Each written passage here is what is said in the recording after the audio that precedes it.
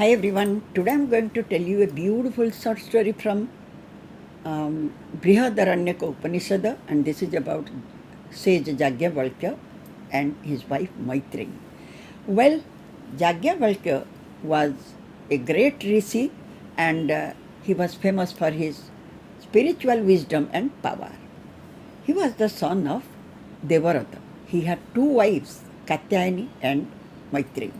Katyayini was always busy in her household works. That means she liked to stay like a housewife.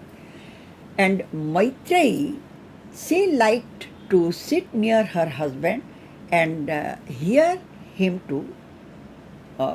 hear her husband to speak to his disciples, students.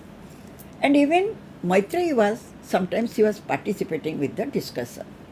And she was always wishing to gain some knowledge about the Brahma. And that is why she was known as Brahamavadin.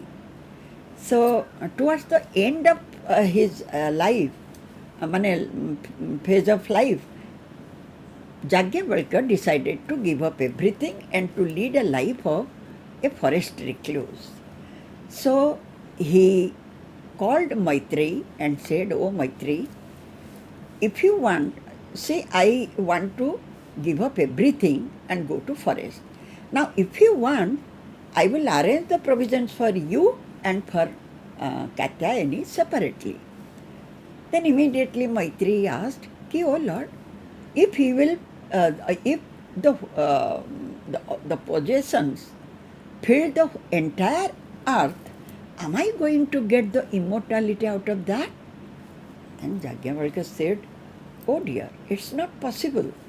You can lead a life of enjoyment. You can enjoy your life. You can live luxuriously. But you cannot get immortality. There is no hope. That's not possible." As he said this, immediately Maitreyi said, "Oh Lord, what's that to me? I don't need anything." Then Yajnavalkya said, "Oh Maitreyi, you have been dear to me, and now you have become dearer to me." Because looking at her eagerness to learn something about Brahma, Yajnavalkya became very happy. Then he gave some examples and he explained about the absolute truth or knowledge and self. Then he said, "Oh, but Maitreyi, just remember, a wife loves her husband not for his sake. She loves for her sake, self. And same love relationship remained constant for father, mother, son, daughter, everyone was for the sake of self. And just remember, there is no water without sea. There cannot be water without sea. No taste without tongue. No touch without skin. No smell without nose. And no work without hand. And no walking without feet. No scriptures without word. Similarly, nothing is possible without self." But just remember, the question of separateness arises when self is attached with the physical body, which is made up of elements. Once the physical body dissolves, then there is no question of separateness, because self always dissolves in the absolute consciousness, and that is which is known as Paramatma, infinity and immortality.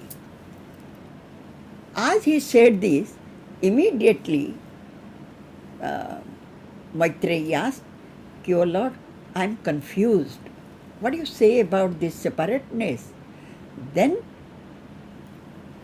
Yajnavalkya told her, "Oh Maitreyi, just reflect whatever I told you. As there cannot be water without sea, cannot be taste without tongue, cannot be any smell without nose. Similarly, you just think body is there and soul is within, but soul is not attached with anything. That time you think about the separateness. Once the body, the elements have gone, so where is the question of separate? Soul is always dissolves in the consciousness and immortality, infinity. Thus, he explained her and told her to realize the self, to understand the self.